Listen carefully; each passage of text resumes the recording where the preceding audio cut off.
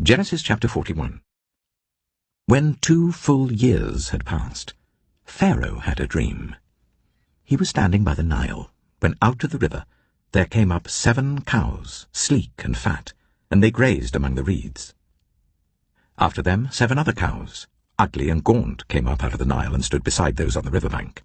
And the cows that were ugly and gaunt ate up the 7 sleek, fat cows. Then Pharaoh woke up. He fell asleep again and had a second dream. 7 ears of corn, healthy and good, were growing on a single stalk. After them 7 other ears of corn sprouted, thin and scorched by the east wind. The thin ears of corn swallowed up the 7 healthy, full ears. Then Pharaoh woke up. It had been a dream. In the morning his mind was troubled, so he sent for all the magicians and wise men of Egypt. Pharaoh told them his dreams, but no one could interpret them for him. Then the chief cupbearers said to Pharaoh, "Today I'm reminded of my shortcomings. Pharaoh was once angry with his servants, and he imprisoned me and the chief baker in the house of the captain of the guard. Each of us had a dream the same night, and each dream had a meaning of its own. Now a young Hebrew was there with us, a servant of the captain of the guard. We told him our dreams, and he interpreted them for us, giving each man the interpretation of his dream. And things turned out exactly as he interpreted them to us. I was restored to my position, and the other man was impaled." So Pharaoh sent for Joseph, and he was quickly brought from the dungeon. When he had shaved and changed his clothes, he came before Pharaoh. Pharaoh said to Joseph, "I had a dream, and no one can interpret it. But I've heard it said of you that when you hear a dream, you can interpret it."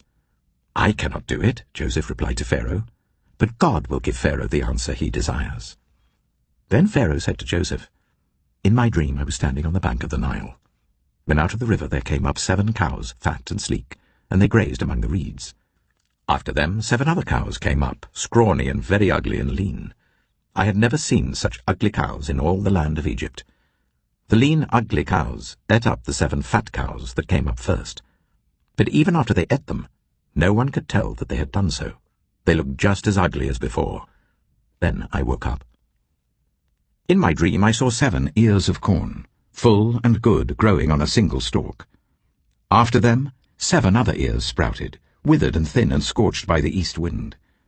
The thin ears of corn swallowed up the 7 good ears. I told this to the magicians, but none of them could explain it to me." Then Joseph said to Pharaoh, "The dreams of Pharaoh are one and the same. God has revealed to Pharaoh what he is about to do. The 7 good cows are 7 years, and the 7 good ears of corn are 7 years. It is one and the same dream. The 7 lean, ugly cows that came up afterward are 7 years, and so are the 7 worthless ears of corn scorched by the east wind. They are 7 years of famine. It is just as I said to Pharaoh. God has shown Pharaoh what he is about to do. 7 years of great abundance are coming throughout the land of Egypt, but 7 years of famine will follow them. Then all the abundance in Egypt will be forgotten, and the famine will ravage the land. The abundance in the land will not be remembered, because the famine that follows it will be so severe.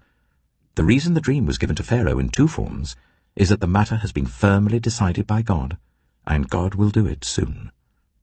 And now let Pharaoh look for a discerning and wise man, and put him in charge of the land of Egypt. Let Pharaoh appoint commissioners over the land to take 1/5 of the harvest of Egypt during the 7 years of abundance. They should collect all the food of these good years that are coming, and store up the grain under the authority of Pharaoh, to be kept in the cities for food. This food should be held in reserve for the country, to be used during the 7 years of famine that will come upon Egypt, so that the country may not be ruined by the famine."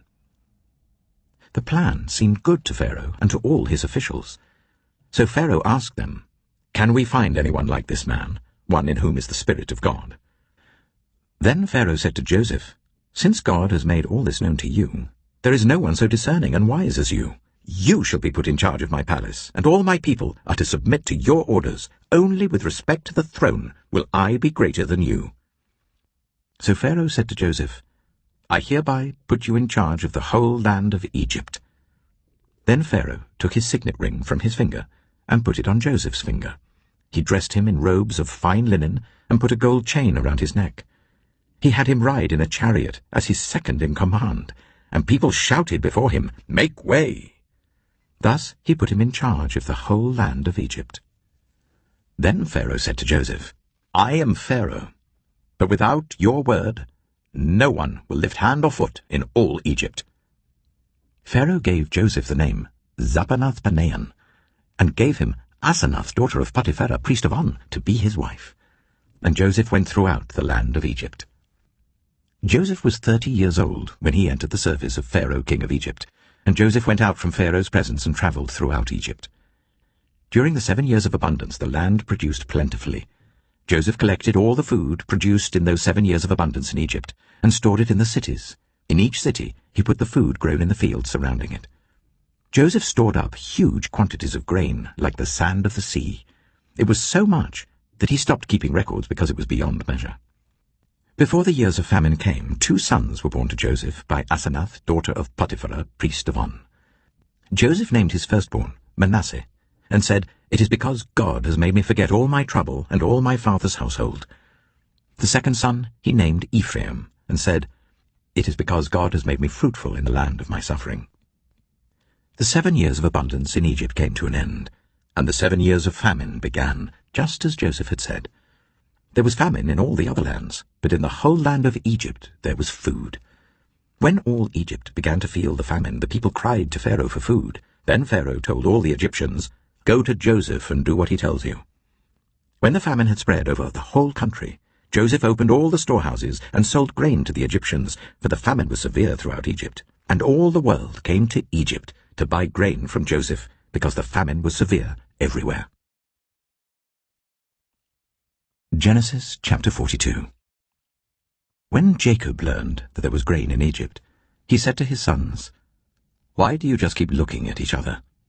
He continued, "I have heard that there is grain in Egypt. Go down there and buy some for us, so that we may live and not die." Then 10 of Joseph's brothers went down to buy grain from Egypt. But Jacob did not send Benjamin, Joseph's brother, with the others, because he was afraid that harm might come to him. So Israel's sons were among those who went to buy grain, for there was famine in the land of Canaan also. Now Joseph was the governor of the land, the person who sold grain to all its people. So when Joseph's brothers arrived, they bowed down to him with their faces to the ground. As soon as Joseph saw his brothers, he recognized them, but he pretended to be a stranger and spoke harshly to them. "Where do you come from?" he asked. "From the land of Canaan," they replied, "to buy food." Although Joseph recognized his brothers, they did not recognize him. Then he remembered his dreams about them and said to them, "You are spies. You have come to see where our land is unprotected." "No, my lord," they answered. "Your servants have come to buy food. We are all the sons of one man. Your servants are honest men, not spies." "No," he said to them, "you have come to see where our land is unprotected." But they replied, "Your servants were 12 brothers, the sons of one man who lives in the land of Canaan. The youngest is now with our father, and one is no more." Joseph said to them, "It is just as I told you. You are spies. And this is how you will be tested. As surely as Pharaoh lives, you will not leave this place unless your youngest brother comes here. Send one of your number to get your brother. The rest of you will be kept in prison, so that your words may be tested to see if you are telling the truth. If you are not, then as surely as Pharaoh lives, you are spies." And he put them all in custody for 3 days. On the 3rd day, Joseph said to them, "Do this, and you will live, for I fear God. If you are honest men, let one of your brothers stay here in prison, while the rest of you go and take grain back for your starving households. But you must bring your youngest brother to me, so that your words may be verified, and that you may not die." This they proceeded to do. They said to one another, "Surely we are being punished because of our brother. We saw how distressed he was when he pleaded with us for his life, but we would not listen. That's why this distress has come on us." Reuben replied, "Didn't I tell you not to sin against the boy? But you wouldn't listen. Now we must give an accounting for his blood." They did not realize that Joseph could understand them, since he was using an interpreter. He turned away from them and began to weep, but then came back and spoke to them again. He had Simeon taken from them and bound before their eyes. Joseph gave orders to fill their bags with grain, to put each man's silver back in his sack, and to give them provisions for their journey. After this was done for them, they loaded their grain on their donkeys and left. At the place where they stopped for the night, one of them opened his sack to get feed for his donkey, and he saw his silver in the mouth of his sack. "My silver has been returned," he said to his brothers. "Here it is in my sack." Their hearts sank, and they turned to each other trembling and said, "What is this that God has done to us?" When they came to their father Jacob in the land of Canaan, they told him all that had happened to them. They said, "The man who is lord over the land spoke harshly to us and treated us as though we were spying on the land. But we said to him, 'We are honest men, we're not spies. We were 12 brothers, sons of one father. One is no more, and the youngest is now with our father in Canaan.' Then the man who is lord over the land said to us, 'This is how I will know whether you are honest men. Leave one of your brothers here with me, and take food for your starving households, and go. But bring your youngest brother to me, so I will know that you are not spies, but honest men. Then I will give your brother back to you, and you can trade in the land.' As they were emptying their sacks, there in each man's sack was his pouch of silver. When they and their father saw the money pouches, they were frightened. Their father Jacob said to them, 'You have deprived me of my children. Joseph is no more, and Simeon is no more. And now you want to take Benjamin? Everything is against me.' Then Reuben said to his father, 'You may put both of my sons to death if I do not bring him back to you. Entrust him to my care, and I will bring him back.' But Jacob said, 'My son will not go down there with you. His brother is dead, and he is the only one left. If harm comes to him on the journey you are taking, you will bring my grey head down to the grave in sorrow.'" Psalm 13. How long, Lord, will you forget me forever? How long will you hide your face from me? How long must I wrestle with my thoughts, and day after day have sorrow in my heart? How long will my enemy triumph over me? Look on me and answer, Lord my God.